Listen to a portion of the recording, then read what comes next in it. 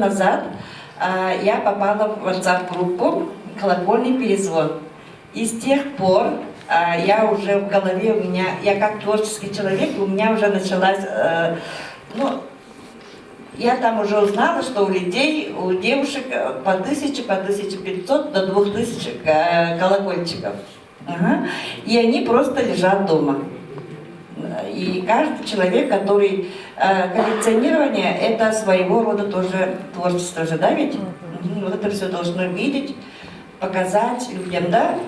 А у самой как началось вот именно коллекционирование колокольчиков? В 2012 году во время пятых игр «Дети Азии» мой сын, тогда ему было 7 лет, купил первый свой колокольчик и говорит: «Мам, давай коллекционировать колокольчики, мы же ездим, да?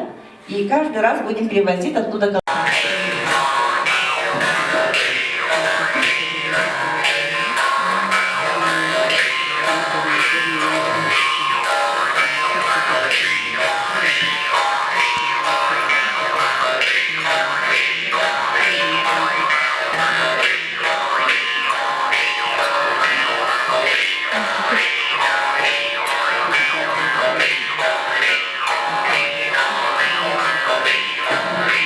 Лекции под названием «Аптах Чоран. Волшебный колокольчик».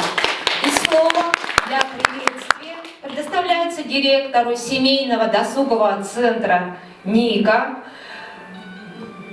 предпринимателю с творческим взглядом, активной женщине, многодетной маме, начинающему коллекционеру колокольчиков, автору проекта Сарглане Егоровне Герасимовой.